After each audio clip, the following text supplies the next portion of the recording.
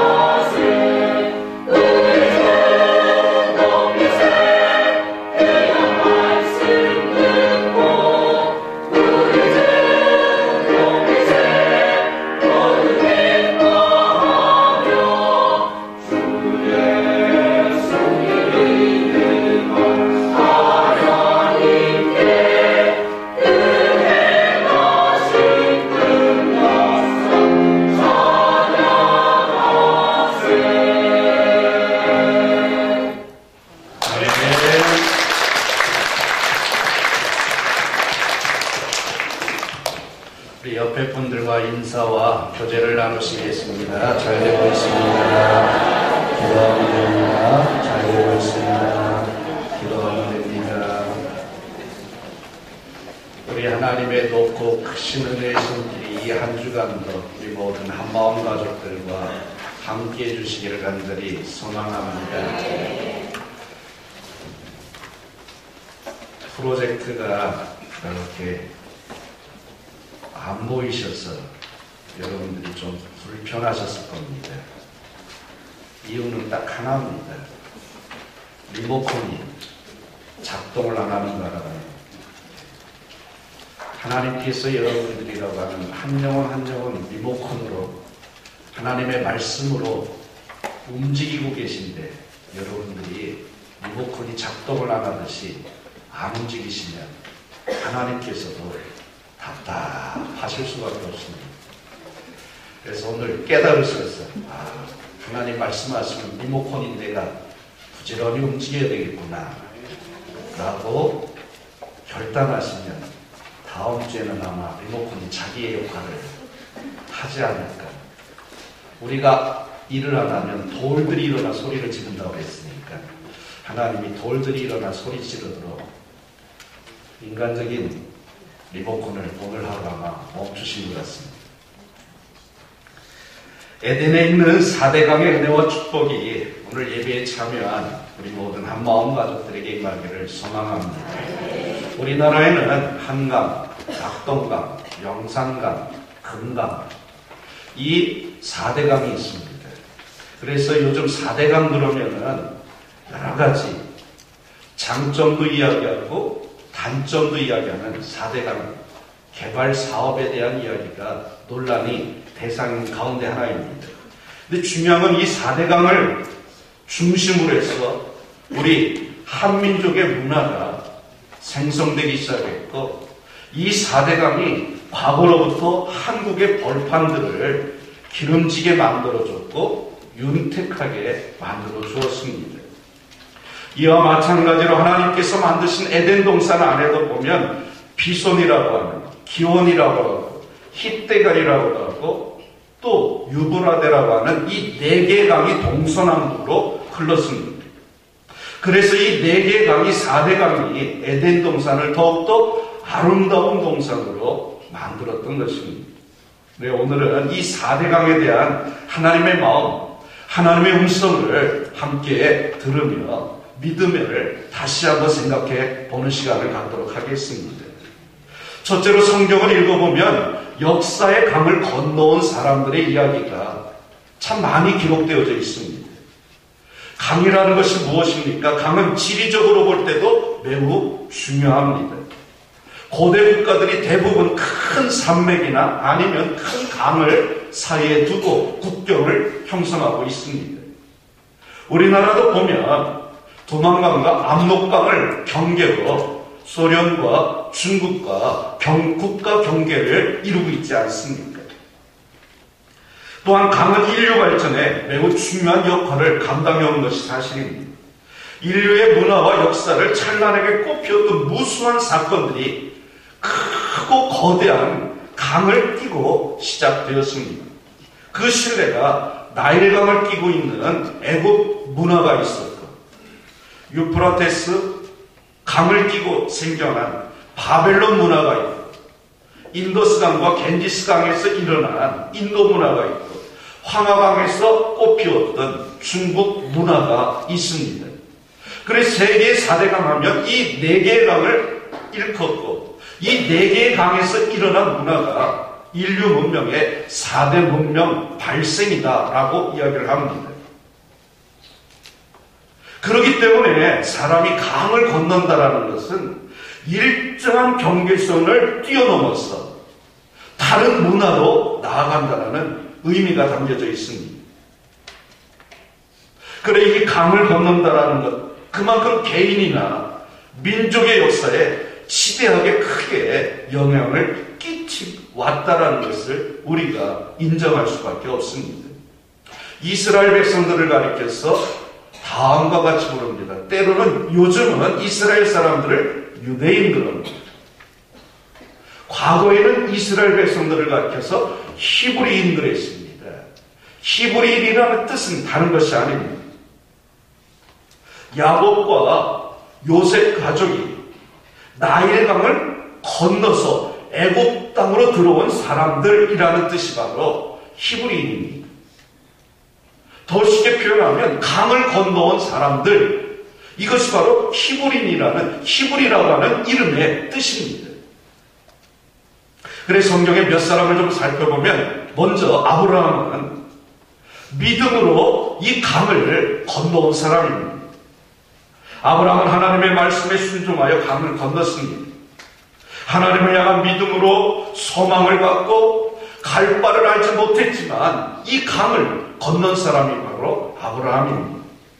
창세기 12장 4절과 5절 말씀에 보면 아브라함이 75살이 되었을 때 하나님께서 찾아오셔서 하나님 말씀하십니다. 내가 내게 지시할 땅으로 가라고. 내 고향인 갈대아 우르를 떠나서 내가 내게 알려주는 땅으로 나아가라고 말씀을 하실 때 아브라함이 하나님의 말씀을 듣고 갈대아 우르를 떠나서 하나님이 이끄시는 대로 나아가기 시작을 합니다. 이 갈대아 우르가 어느 지역인가 하니 오늘 본문에 나오는 유브라데강 하류 지역입니다. 매우 비옥한 땅이 펼쳐져 있는 곳이 바로 갈대아 우르입니다. 그래서 이 비옥한 땅을 두고 유프라테스 강을 건너서 가나안 땅 오늘날에 이스라엘을 향하여 나아가기 시작을 한 겁니다. 이 강을 건넜기 때문에 아브라함은 믿음의 조상이 되었고 이 강을 건너므로 말미암아 아브라함은 축복의 조상이 되었습니다. 그리고 이러한 아브라함의 손자인 야곱도 강을 건넌 사람입니다. 야곱은 야복강이라고 하는 기도의 강을 목숨 걸고 건넌 사람입니다. 당시 야곱의 기도는 이 야복강 강가에서 엎드려서 부르짖어 기도했던 야곱의 기도는 내가 죽으면 죽겠습니다. 차라리 이 강에서 내가 죽겠습니다. 생명을 걸고 목숨 걸고 기도했던 장소가 바로 야복강입니다.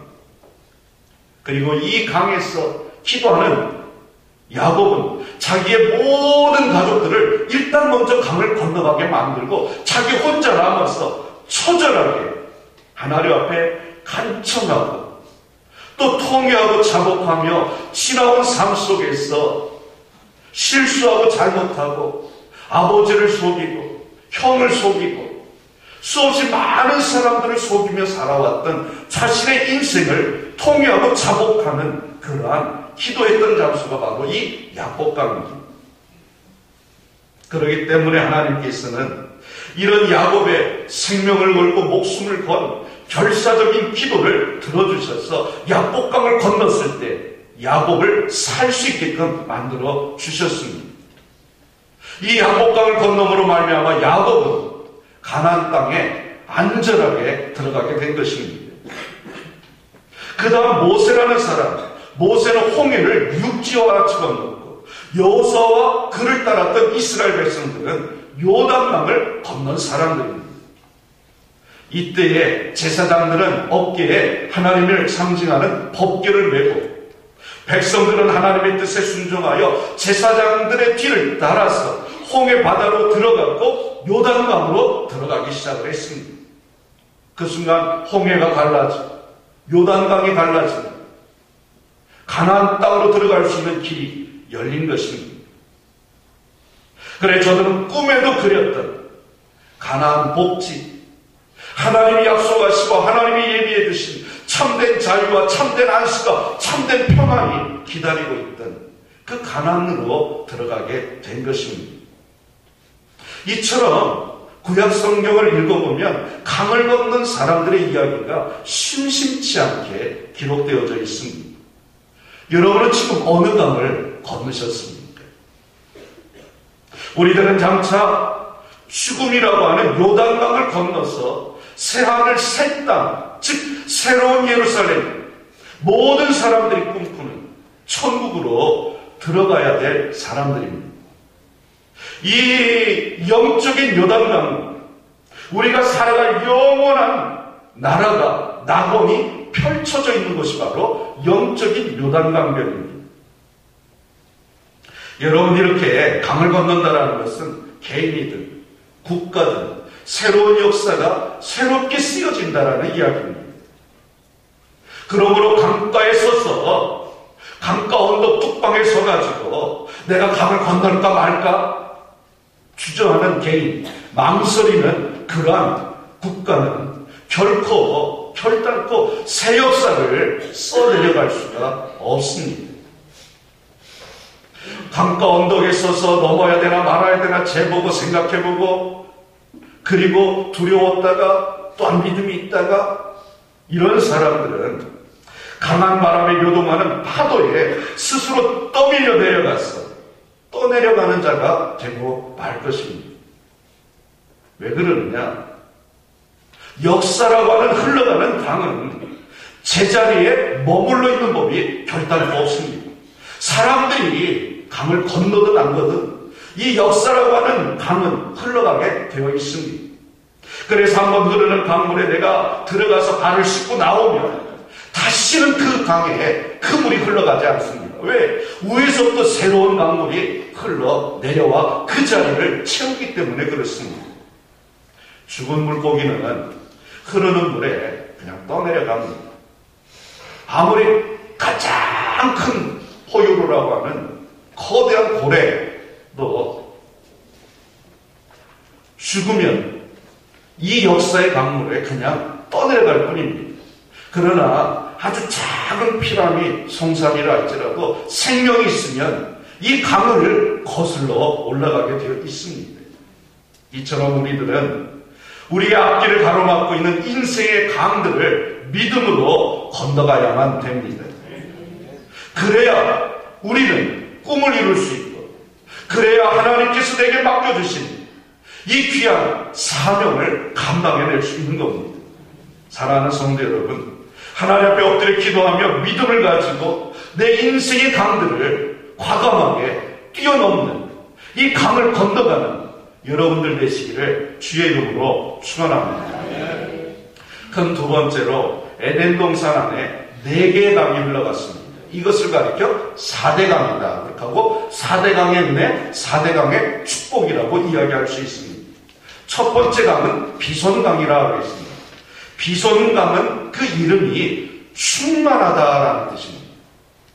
장마 때는 물이 흘러가고 건기에는 물이 안 흘러가는 그러한 강이 아니라 사시사철 물이 풍성하게 흘러서 이 비손강이 흘러가는 양쪽에 시조를 쫓아 과실을 맺는 그런 놀라운 은혜가 임한다라는 이야기입니다. 이 비손강의 은혜라는 것은 하나님께서 우리들에게 성령을 주시되 충만하게 주시기를 원한다라는 이야기입니다. 그러므로 하나님 앞에 하나님 내 심령에 성령의 은혜를 부어 주옵소서, 성령을 내리워 주옵소서 기도할 때마다 우리는 충만한 성령의 은혜를 달라고 기도해야 될 줄로 믿습니다. 여러분, 우리의 작은 심령 가지고는요, 형제 눈 속에 있는 티끌 하나도 우리가 용납해 줄 수가 없습니다. 하지만 성령의 능력을 내가 충만히 받게 된다면 그 어떤 것도 우리는 용납해 줄 수 있는 믿음의 거인이 될 줄로 믿습니다. 왜 그러느냐? 나는 하지 못하지만, 할 수 없지만 성령께서는 능히 하실 수 있는 분이기 때문에 그 성령님이 내 안에 임하시고 성령 하나님의 그 놀라운 은혜가 내게 임하면 우리는 못할 일이 없다라는 이야기입니다. 하루는 예수님께서 우물가에서 사마리아 여인을 만나지 않았습니까? 근데 사실 이 여인은요, 남편을 5번 정도 이렇게 바꾸었습니다. 그럼에도 불구하고 삶에 만족함이나 평안함은 없었습니다. 그런 여인이 예수님을 만났습니다. 그리고 예수님이 주시는 영원한 목마르지 않은 생명수 은혜, 즉 성령의 충만한 은혜를 받고 나니까 어땠습니까? 이 여인의 마음에 참된 평화가, 참된 안식이, 참된 평강의 복이 찾아오기 시작을 합니다. 그 시간 이후로 이 여인은 이렇게 이야기합니다. 와, 보라. 우리가 기다리던 메시아가 우리 마을에 들어왔다. 그 예수 그리스도로 말미암아 내 마음이 너무나도 평안해졌다. 그러므로 우리들 또한 우리의 신령, 내 마음을요, 이 성령의 은혜로 충만하게 채워야 될 줄로 믿습니다. 여름철이 되면 요즘은 물병 갖고 다니는 사람들이 많지 않습니까? 생수병. 그런데 여름철이 되어가고 봄이 되어가고 나들이철이 되어가면서 손에 이제 생수병을 들고 다닐 때 생수를 처음 샀을 때는 흔들어 보면은요 크게 소리가 잘 안 납니다. 왜? 물이 가득 차 있기 때문에. 근데 한 모금 마시고 두 모금 마시고 반 이상으로 줄어들기 시작하면 그 다음부터 생수병을 흔들면은요 어떤 소리가 납니까? 아주 요란한 소리가 나기 시작합니다. 촐랑거리는 소리가 나기 시작합니다. 우리의 심령에도요 성령의 충만한 은혜가 가득 차지 않으면 성령 받지 못한 사람들, 성령을 충만히 누리지 못한 사람들은 언제나 그 속에서요 무엇이 나오느냐? 불평과 불만의 촐랑거리는 소리, 원망과 시기에 시끄러운 소리만이 나올 수밖에 없습니다. 그러나 그 심령 속에 충만한 은혜가 임하면 그 사람들은요 소리가 없습니다. 왜? 그 사람들은 입으로 일을 하는 게 아니라 손과 발로 일하기 때문에 충만한 은혜 받은 사람들이 일을 하고 지나가면 아무런 잡음이 없습니다. 그러나 은혜 받지 못하고 충만한 성령의 능력을 받지 못한 사람들이 일을 하면 소리가 나기 시작합니다. 사랑하는 성도 여러분, 저와 여러분 우리 모두의 심령을 이 성령으로 충만하게 채우시기를 축원합니다. 비손강처럼 성령의 은혜로 우리 하나님께서 풍성하게 채워주실 줄로 믿습니다. 두 번째는 기원강입니다. 이 기원이라는 강의 이름의 뜻은 주위로 흘러서 넘친다라는 이야기입니다. 비손의 은혜가 내가 임해서 내 안에 성령의 충만한 은혜가 계속해서 임하기 시작하면 그 다음에 나타나는 현상은 뭐냐? 기원강입니다. 이 컵에 물을 붓습니다. 그리고 꽉 찼습니다. 충만해졌습니다. 그런데도 계속해서 물을 부으면 어떤 현상이 일어나겠습니까? 흘러서 넘칩니다. 흘러서 넘치면 그 다음부터는요 옆으로 번져가기 시작을 하는 겁니다. 하나님의 성령의 충만한 은혜가 비손강처럼 내게 차고 넘쳐 흐릅니다. 그 다음에 기원강의 은혜가 넘치기 시작하면 이 은혜가 내 안에 꽉 차서 그 다음부터 흘러가기 시작을 합니다. 그래 충만한 사람들은 이웃 사람들도 충만하게 만듭니다. 오순절 요한마가의 다락방에 임했던 성령의 충만한 은혜가 1차적으로는 예루살렘 성에 흘러넘쳤고 예루살렘을 꽉 채운 이 성령의 은혜와 성령의 바람은 곧 이어서 유대 땅을 덮었고 곧 이어서 사마리아와 땅끝까지 흘러가기 시작을 합니다. 유대 땅 자그마한 언덕이었던 갈보리 언덕 위에 세워진 그 십자가 위에서 예수 그리스도께서 흘리신 그 십자가 보혈의 은혜가 온 유대를 적시고 계속해서 로마로 구라파로 아메리카 대륙으로 그리고 또다시 아시아 대륙으로 흘러들어와서 오늘 저와 여러분 우리의 심령까지 적신 것이 아닙니까? 사랑하는 성도 여러분, 여러분들의 심령 가운데도 성령 하나님의 이런 놀라운 은혜가 임하되 비손의 은혜가 그리고 이어서 기혼의 은혜가 임하고 여러분들 주변에 있는 모든 사람들에게 생명의 양식을 은혜를 능력을 축복을 계속해서 전하는 그러한 귀한 삶이 되시기를 축원합니다.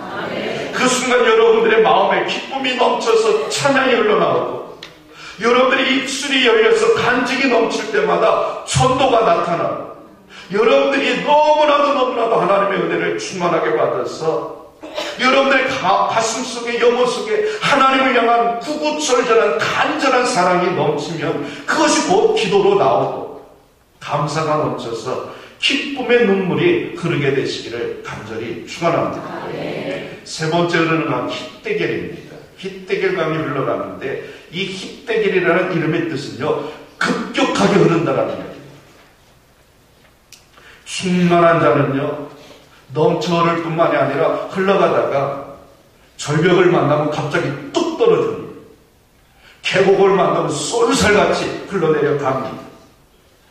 이것은 무엇을 의미하느냐? 높은 데서 낮은 곳으로 흐르는 하나님의 은혜를 이야기하는 것입니다. 예수님 당대에 이스라엘 사람들이 예수님을 어떻게 모셨습니까? 오병이어의 기적을 일으키는 예수님을 보고 이스라엘 백성들이 어떤 마음을 품었는가? 이분을 우리의 왕으로 섬겼으면 좋겠다. 저 청년 예수가 우리의 임금이 된다면 우리는 배는 안 고프겠지 않을까? 왜? 어린아이의 도시락 하나를 갖고 5,000명을 먹이는 그 능력의 예수님인데 그 예수님이 우리의 임금이 된다면 우리가 얼마나 편안하게 살 수 있을까? 그래서 예수님을 왕으로 추대하려고 했지만 예수님은 그 자리를 스스로 사양하시며 총의 자리로 내려가셨습니다. 왜? 하나님의 은혜는 높은 곳에서 낮은 곳으로 흐르기 때문입니다. 그래서 예수님은 제자들을 가르치실 때도 무엇이라고 가르치셨습니까? 누가복음 14장 말씀에 보면 높은 자리에 앉지 말라고 말씀하고 계십니다. 사람들은요, 높은 자리에 앉고 싶어 합니다. 9급 공무원은요, 8급 되고 싶고요. 8급은요, 7급이 되고 싶고요. 왜 그러느냐? 높은 자리를 선망합니다. 하지만 예수님은 우리들에게 낮은 자의 자리로 내려가라고 말씀하십니다. 힛데겔이 되라는 이야기입니다. 왜 그러느냐? 급히 흘러가서 낮은 곳으로 가서 해야 될 일이 있기 때문에 그렇습니다. 그래 예수님께서는 가난한 자, 병든 자들, 고아와 과부들의 친구가 되어주셨습니다.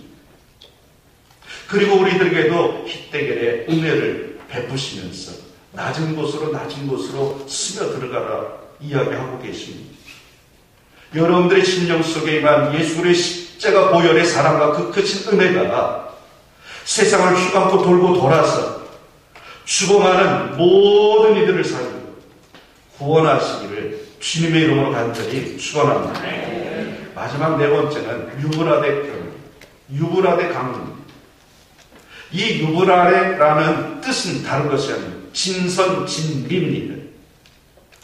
그래 이 유브라데 강물이 흘러가는 곳에 아름다운 것이 아름답지 않은 것이 없고 좋지 않은 것이 없다라고 했습니다. 그래서 유브라데 강물이 흘러가면 사막이 변하여 옥토가 되었고 광야가 변하여 옥토가 되었습니다.